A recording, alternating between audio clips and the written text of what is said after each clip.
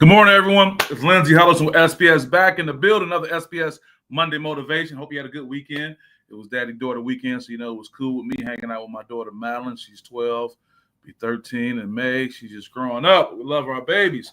What can I say? I try to stay away from politics. I think for the length of the Monday Motivation, all these years, I haven't talked about anything that is politically trending. But of course, there's been a new election and new president back again, and I'm just inspired to talk about some things I think are important. Now, the reality is that to the victor go the spoils. I know that so well. I worked in the administration for Jennifer Granholm. I campaigned and took photos with Barack Obama.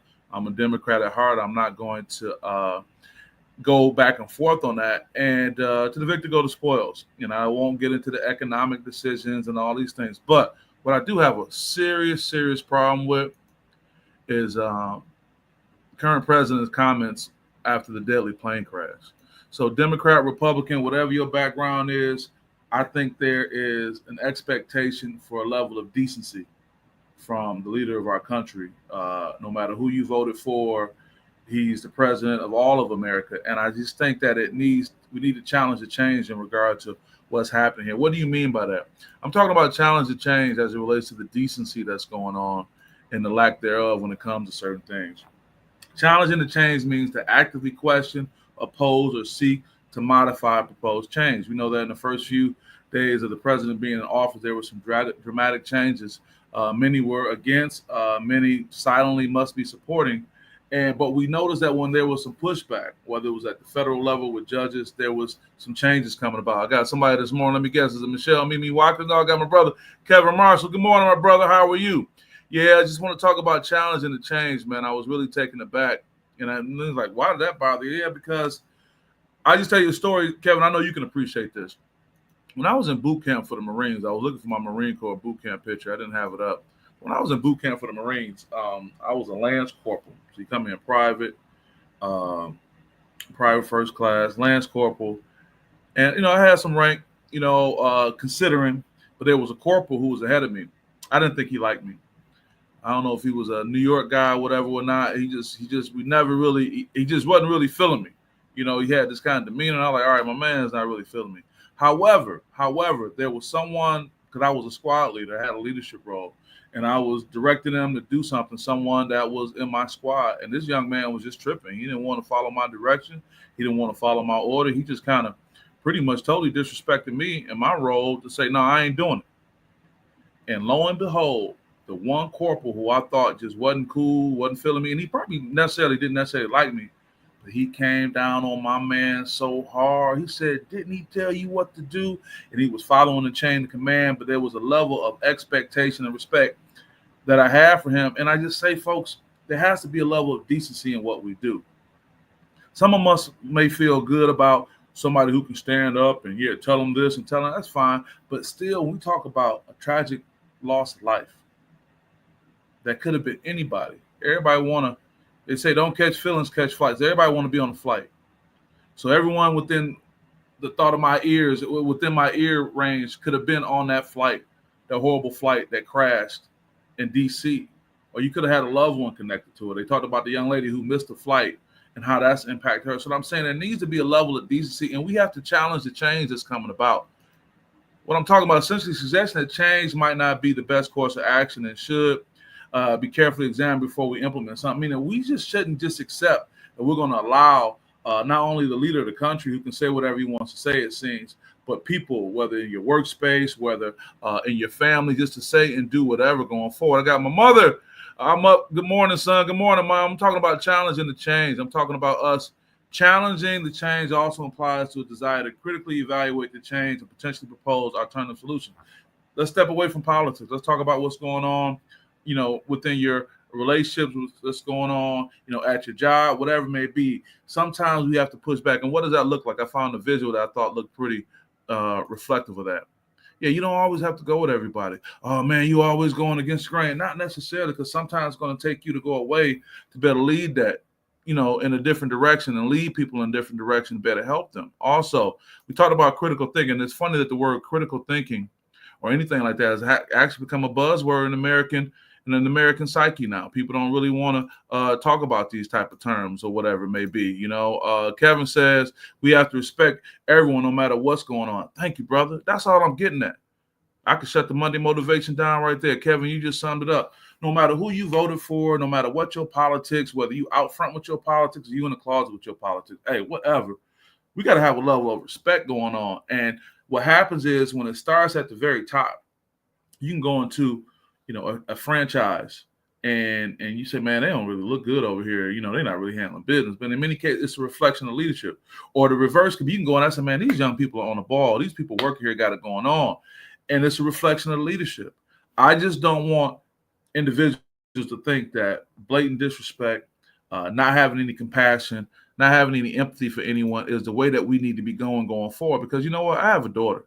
And I got to raise her to be able to look at the world in a certain way. And I got to be able to give her certain tools. And I'm not going to give her the certain tools where you just run over people. There's no decency. There's no empathy. Because there's going to come a time indeed where we're going to need each other. We're going to need each other in a major way. Alicia Hatcher, good morning. Alicia, it was good to see you today. The other day when we were putting things together for the Rachel Williams Foundation, you do so much hard work behind the scenes. Want to give you acknowledgement, but we're back. We're talking about challenging the change. It happens within your coworker. You may say, I don't want to cause no problem at work, get my check, and I go home. That's fine. But sometimes people say things that you got to go back and say, look, we're not talking about that. We want to base things on respect, honesty, ethics, and integrity.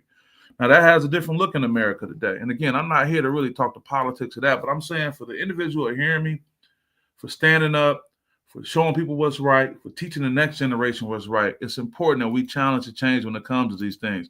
Alicia says respect is vital. That's what I'm talking about. And these are the things I want you guys to be motivated about today as you go out and about. Well, check it out. We all kind of do it anyway. Because somebody get out of pocket with you, you go do what you got to do. Say, listen, that's not going to work. You're going to have to start all over again. And I just think that needs to be something we need to emphasize because for the next 4 years, there's going to be a lot of difference in opinion. I get that. And we can say what, and we can say this, but I tell you what, in these next 4 years, what we're not going to be tolerating is blatant disrespect. We want to have a level of decency. Let's talk about decency and what that means. Decency has been defined as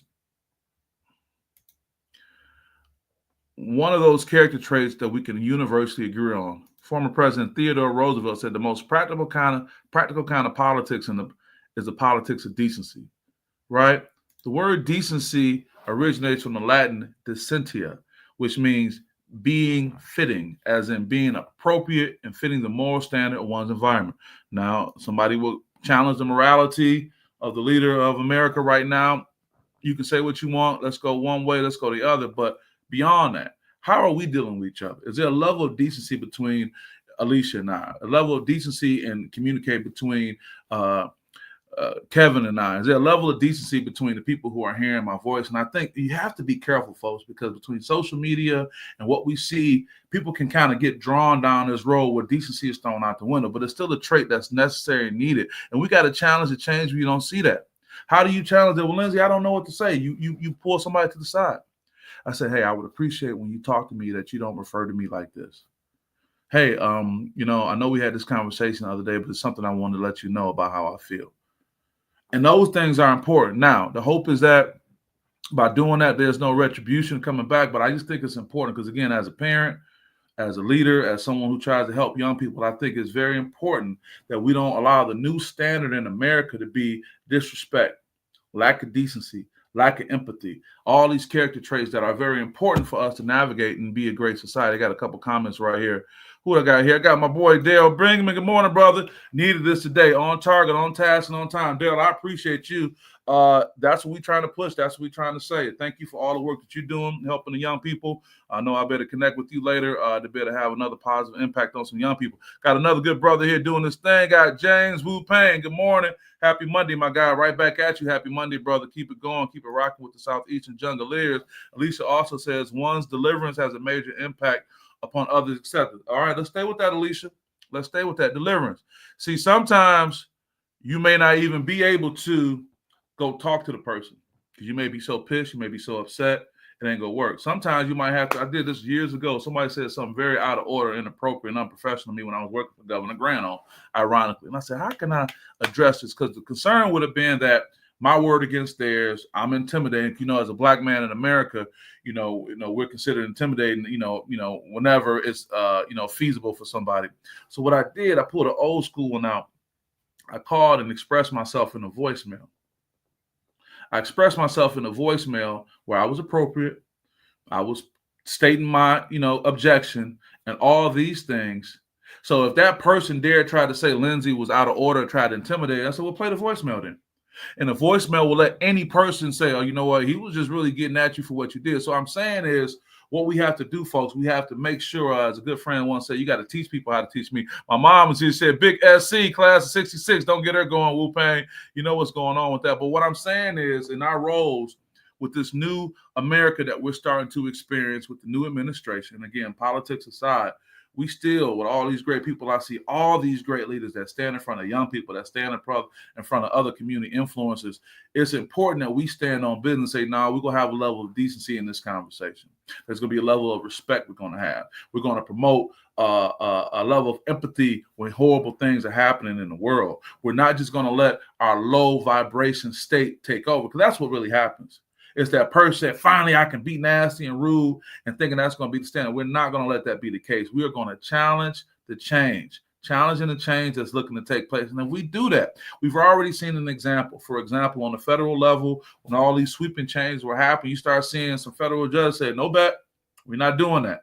And all of a sudden you're seeing things that, because my understanding that I thought Black History Month, as recognized by the federal government, was going to be gone. But then we see a post saying, no, it's still popping. My point being is, people of good faith, people of decency, all the people that I know, hey, we're going to be challenging this change out here. We're going to say, no, we're not going to do it that way. And I think if we do that, if people stand up, we'll be able to have a great movement in this country, in our communities, in our cities, in our families, in our lives. We have to do that. We cannot get sucked up into this new way of disrespect towards people. We can't get sucked up in this new way of just saying whatever you want to say. And secondly, hey, judging for everybody on my timeline, we can all relate to this. Hey, man, hey, it's consequences, repercussions for what you say.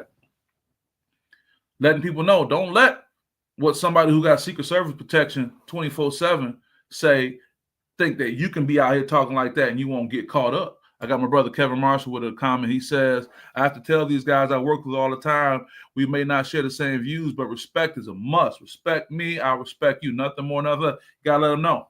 You gotta let them know. Gotta let them know. And in many cases, I'll just say this. If somebody poked their chest out starting January 20th because a new president is elected and they've been quiet all the time, that means they ain't really standing on nothing. They just caught up in the hype.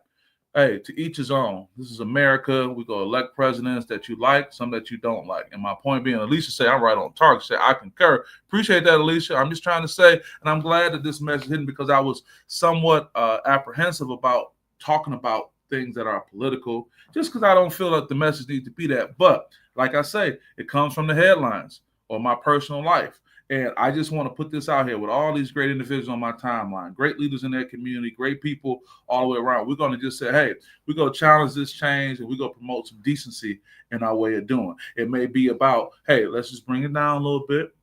I know you feel some kind of way. I'm giving you an example of how the conversation go. I know you're passionate about that, but we have to have a level of decency for everybody. I think those things are powerful, because when you bring that to the conversation, it changes that, because we are not about to spend the next 4 years plus with people just being completely out of pocket. We go get this under control. We go challenge the change of people who want to be disrespectful and not be empathetic. We're going to continue to set a standard, whether the person you voted for won or didn't, or whether you're involved in politics or not.